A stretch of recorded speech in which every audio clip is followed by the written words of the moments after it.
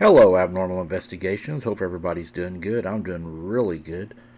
Man, oh man, what a day, what a day. I've got an encounter for you guys. It's been a really good day. It's been raining a lot and we got a lot of flood water, but I will be going boots on the ground this Saturday coming up, which will be May 3rd, 8:30 p.m. Come and see me over there, guys. We're going to see if this flood water's pushed any more out of there. I mean, last time was crazy, and if any more things have got pushed out of there, it may be even worse. But it does seem like the floodwaters has removed some things from down in the woods, and we're going to go down there and take a look, see what we can come across. I'm not sure how far we'll get to go, as much as this water has been raising. If you're watching my other channel, you'll see that our road, even in front of our house, is flooded and looks like a creek. So we're going to see what happens. We're definitely going to go out, and we're going to see if we can come across something, if we can experience something, I guess you would say, and we'll just see what happens. But should be a very interesting night, to say the least, and I look forward to spending it with you guys. This story happened to me, Mike, about 5 years ago, so some of the memories might be a little fuzzy. Sorry about that. It was when I was still in high school, or in the summer of high school. My parents and my friends' parents often went on vacations together when it was summer.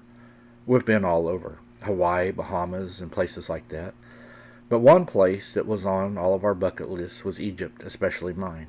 I loved ancient Egypt mythology, but never thought any of it might even be true. Just until I had this encounter. The encounter happened, I think, on the 7th day. All of us were staying there. My 4 friends, whom we'll call Dan, Jack, Stephen, and Mike, and I were all outside of our hotel room in Cairo. We were walking through the streets, talking, and we was smoking our cigarettes as usual. There weren't many people in the streets, weirdly. The place was a very quiet place. The place where we were at was, though, usually was crowded. Anyways, I didn't bother us too much. We liked the privacy as we were walking. I heard footsteps. Heavy footsteps, Mike. Something like running up towards you, the kind that makes you turn and look. And we did. We all turned and looked behind us at the same time, and from where the footsteps were coming from, but there was nothing there. Just an empty street. It was weird, but I guess we all just kind of waved it off. About 5 minutes later, when we were sitting on an empty bench, we heard those footsteps again. Those same footsteps. And this time, we saw what was making the sounds. From where we were sitting, an alleyway was in front of us, and there was an eye shine coming from it as the thing neared us. I thought it might have been a stray dog, because there were a lot of those, but God, no. I was wrong. I wish it would have been a stray dog. As the creature came out, we saw it.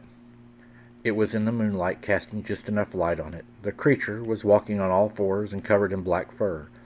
It was sort of skinny, and its proportions weren't like a dog, even though its head looked like a dog. But not like your classic wolf-type Dogman. This one was like a jackal. That was my first thought when I saw it. I thought it was a jackal, but it was just too big. And it had hands instead of paws, with huge claws. We stared into its yellow eyes for a moment before it did something that made my heart stop almost. It stood up on its hind legs, and when standing up, it was even more massive than it already was. If I were to guess, I would say it was at least 7 feet tall, maybe more. The creature watched us, and we watched it. Its head slowly turned to look at us. I guess it didn't perceive us as a threat. It seemed more curious. After a while, it just was standing there.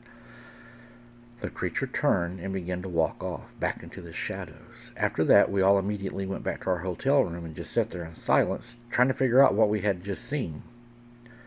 I never knew about Dogman at the time, but since I was interested in Egyptian mythology, I thought it was Anubis, the ancient Egyptian god of death, and he's also frequently depicted with the head of a jackal. Once I got back to the States and learned about Dogman, it just fueled my belief that what I saw was real. I didn't imagine it. I could have imagined it, if I were to allow myself to lie. But the truth is, I seen what I seen. Ancient civilizations. They even knew the secrets we don't, and maybe it's a good thing we don't know about them. I don't know what I saw, but I do know It was a canine, part man creature that walked on two legs, had the head of what looked like a Doberman. As we sat in the hotel room trying to process what had just happened, I couldn't shake this feeling that there was more to what was going on.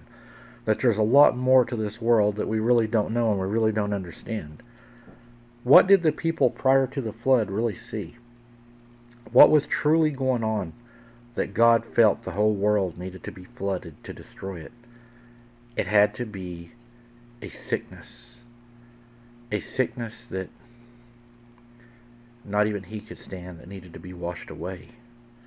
What were these creatures? And the main thing, Mike, we know they're still here because he says they were here before and after the flood.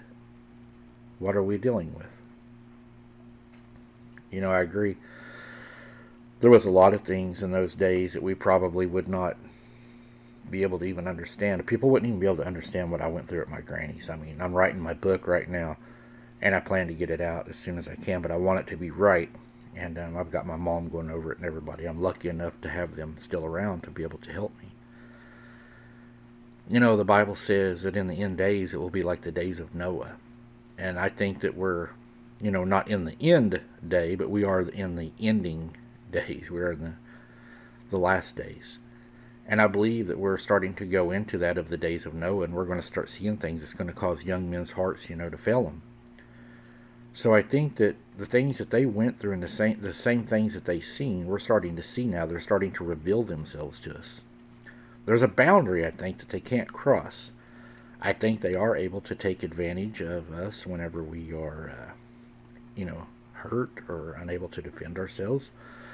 You know, I believe they will take a opportunity and they know how to blame it on something else. You're dealing with a very intelligent life form, I would prefer to say. They are more intelligent probably than you could even fathom. They have been here since the beginning. They know everything, and my belief is they do come from the fallen angels, and the knowledge that would be passed on from the fallen angels to them would be just amazing. I mean, they probably know and do things that would just blow our minds. So, yeah, I believe what you've seen because I've seen it too. Thanks for listening, guys. Until next time, keep your head on a swivel. Don't be something's dinner. We'll see you on the next one. And if you don't mind, guys, please click that like button. It sure helps.